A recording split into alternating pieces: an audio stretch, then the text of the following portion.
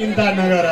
यो संसारमा कोही धनी हुन्छन् कोही गरिब हुन्छन् कोही काला हुन्छन् कोही गोरा हुन्छन् यो संसार यस्तै हो मानिस भन्नु अरू केही होइन दैवको खेलौना कसैलाई लाग्छ सुखको ओइरो कसैलाई भिलाउना नारायण हे दैव संसार यस्तै हो